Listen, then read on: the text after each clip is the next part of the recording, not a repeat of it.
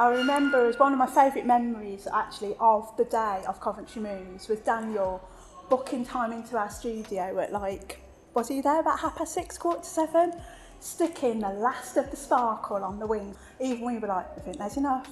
He come in and there was that really nice moment where he was stood between us and me and Nicola each side and he was flipping around the glitter and we were just making it happen. And I guess there was a mutual appreciation of shiny things and collecting things. And so Daniel came to our studio, had a bit of a rummage around, could see all of the stuff we had. And yeah, it was kind of designer friendship at first sight, really. We worked with him alongside designer Ruby Pugh. The design was a kind of real collaboration between Daniel, ourselves and Ruby. Yeah.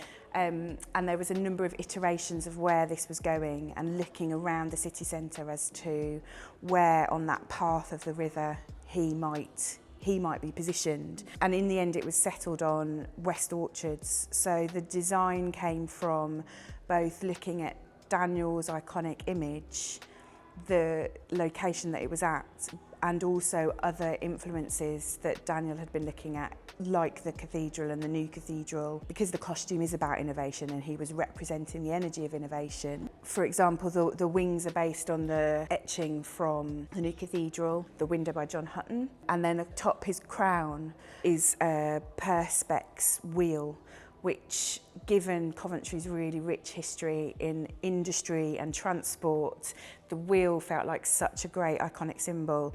And when we worked on all of the energy costumes, they all had this Perspex halo that emanated what their energy was. What was also really exciting was that in conversation we were talking about different icons. And Daniel really likes really striking, black on white, very distinct illustration. And we knew that there was the most perfect ink artist in Coventry, Snod Ink, aka Michael Snodgrass. So we commissioned him to work on this front panel. The brief that we gave him was about innovation, Coventry rising from the rubble.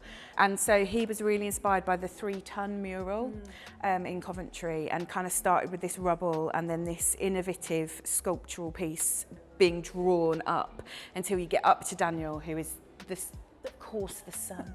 And the design of that panel was really important for the positioning within West Orchards, because it was about making the most of the architecture, making the most of where it was positioned. And although it didn't end up in the original place we wanted it positioned, there was still this iconic drop of Daniel standing on the balcony and the panel just coming down from him and kind of signifying where the river was. Our relationship with Daniel has really collaboratively evolved, I would say. And following Coventry Moves, he was approached by Sky Art for a programme Statues Redressed, and he had this concept to dress the statue Disraeli outside St George's Hall, I believe. And he come to us and said, would you like to make this idea a reality?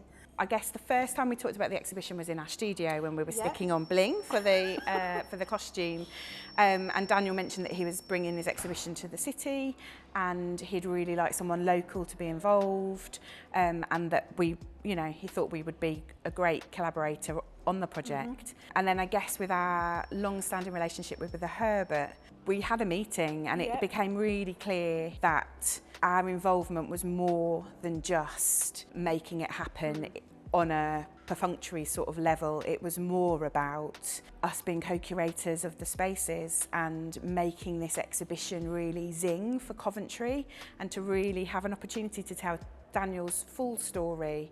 It's all of Daniel's things, it's all of his possessions. Obviously it is in a very different, it's not his flat, but it's, I think also because we have worked on a couple of projects with him, it's been great spending some time with him, so it felt like we could curate his space to really reflect his personality and his just everything he exudes, which is fabulousness and collecting.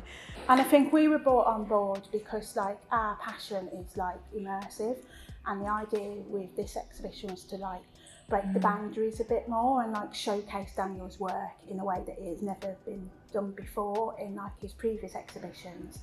So normally it tends to be like one room and it's more terracotta army style. And although that sits within the galleries, to have different rooms, different themes, it's a nice journey as you come through. To have like Daniel's studio room, I think it's like a really successful part of the exhibition. And he's going to be in there, which I think is just also an incredible like surprise element to the show, where he may be in, he may not be in, he might give you a personal guided tour. And I guess for me, the other room that is really exciting and different to what's been shown before is the opera costumes, because it's a very different feel. I think each gallery space, as you walk through, has a very different story to tell and a very different displaying of all of the costumes, but still, it's very Daniel. Yeah.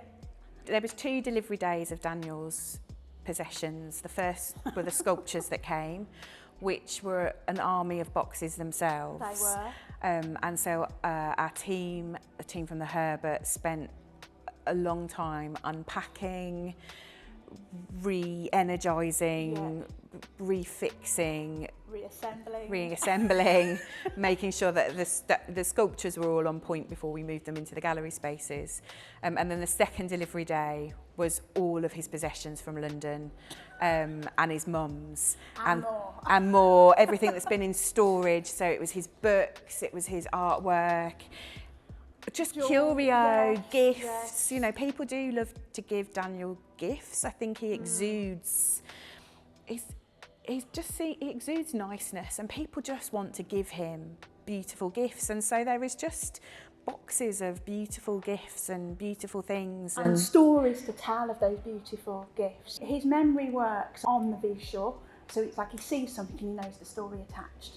And to hear that, how that became in his possession, has just been like lovely, and it's been great for us like being able to curate the timeline. And there were so many times where Maz was like, "Oh, Daniel, I'm looking at this timeline and I'm thinking I would really like and he'd go, "Oh," and then in the madness of all these boxes, he would just go, "Oh, here, this piece of paper." He has just got that knack of, he works in a creative chaos, but he's got that knack of knowing exactly where everything is. So if we're after something, he will just dive into a box,